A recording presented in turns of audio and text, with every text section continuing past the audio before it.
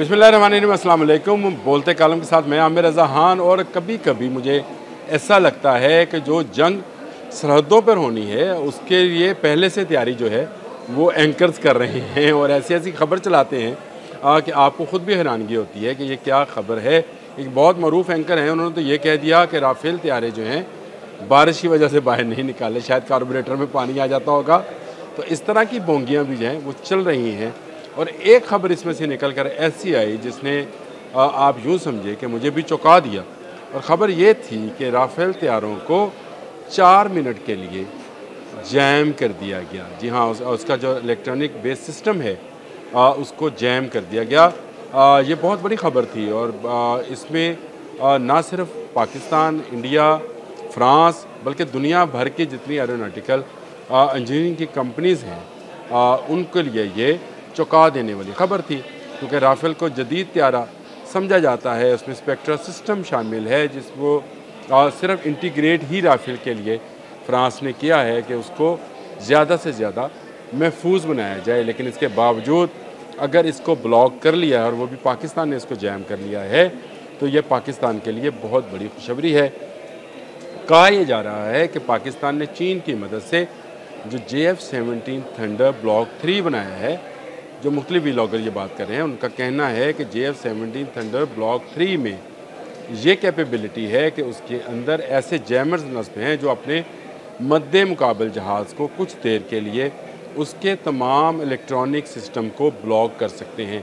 ये बहुत ख़तरनाक और बड़ी ज़बरदस्त खबर है। और अगर भारत वाकई ही समझता है कि पाकिस्तान ने जैम की है तो सही समझता है, क्योंकि पाकिस्तान ने चीन की मदद से ग्राउंड बेस्ड यानी जो सरफेस बेस्ड है और एयर बेस्ड ऐसे टेक्नोलॉजी हासिल कर रखी है जिससे ब्लॉक किया जा सकता है। पाकिस्तान के पास DA-20 नाम का एक जहाज़ मौजूद है, एयरबोर्न इलेक्ट्रिक वारफेयर एयरक्राफ्ट इसको बोलते हैं।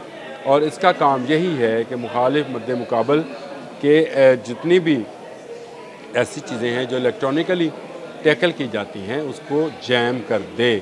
तो ये पाकिस्तान के लिए तो बड़ी खुशखबरी की बात है कि पाकिस्तान ने अगर ये टेक्नोलॉजी इस्तेमाल करके देख ली है तो अब भारत कभी इस तरफ नहीं आएगा कि उसको डर है कि राफेल तो चले अपना वो स्पेक्ट्रा रखता है। मैंने कहा था सेल्फ प्रोटेक्शन फॉर थ्रेट जो है राफेल का उसका एक सिस्टम है, लेकिन उसके बाकी जहाज़ जैसे MiG-21 है, मिराज 21 है उसके पास, मिराज हैं, वो जहाज़ तो बहुत जल्दी काबू में आ जाने।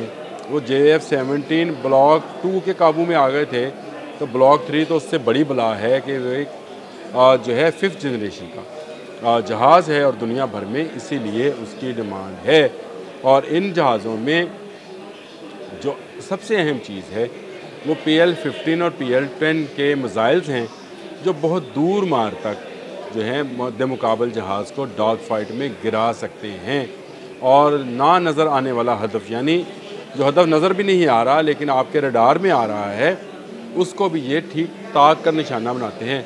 एक दफ़ा सिर्फ पायलट ने फायर करना है और ये PL ख़ुद अपना टारगेट तलाश कर लेगा, चाहे वो भागता फिरे, चाहे इस तरफ जाए, राइट जाए, लेफ़्ट जाए, ऊपर जाए, नीचे जाए, उसको ये टारगेट कर लेगा। और अब आने वाली ख़बर तो ये है कि PL-21 बनाना शुरू कर दिया चीन ने। पहले PL-15 का भी कोई मुकाबला नहीं है। मैं आपको ये भी बता दूं कि ये 250 किलोमीटर तक मार करता है, यानी 250 किलोमीटर तक दूर जहाज़ भी हो तो इसको मार कर सकता है। और आपको पता है राफेल के अंदर जो इसी तरह का मिसाइल है डॉग फाइट के लिए या एयर टू एयर फाइट के लिए, वो 150 से 180 किलोमीटर की हद जो है वो रखता है। और इस वक्त दुनिया में 2 मुल्क ऐसे हैं जिनके पास 250 से ऊपर की जो है वो टेक्नोलॉजी, 250 किलोमीटर से ऊपर की टेक्नोलॉजी है जहाँ पर मिसाइल को फायर किया जा सकता है। और वो ये चीन और पाकिस्तान, लाज़िम बात है टेक्नोलॉजी चीन की है लेकिन पाकिस्तान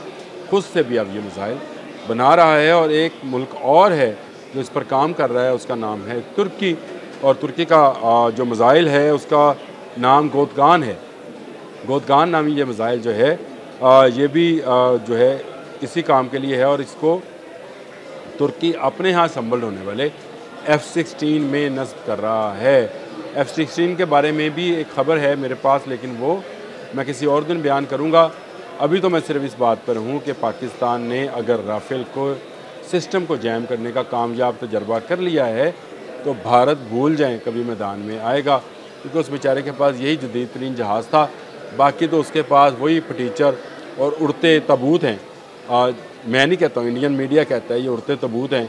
अब तक 200 से ज़ायद पायलट्स की जान ले चुके हैं।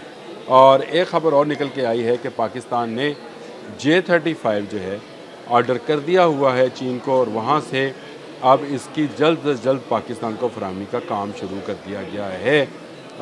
इस खबर के हवाले से भी एक ट्वीट जो है एक डिफेंस वेबसाइट ने जारी किया है। उस ट्वीट के अंदर ये शामिल है कि चीन की वजारत दिफा ने J-35 जहाज़ जो हैं, जो कि 6th जनरेशन जहाज़ हैं, भारत F-35 के सौदे करके आया, लेकिन अभी वो 2-2.5 साल में मिलेगा।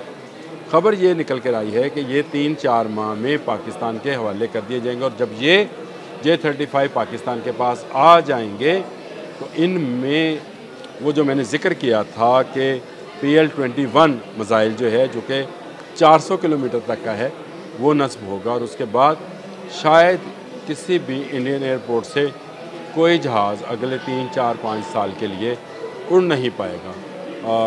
जो जहाज़ बुरी नीयत से उड़ेगा, जैसे ही उड़ेगा उड़ा दिया जाएगा।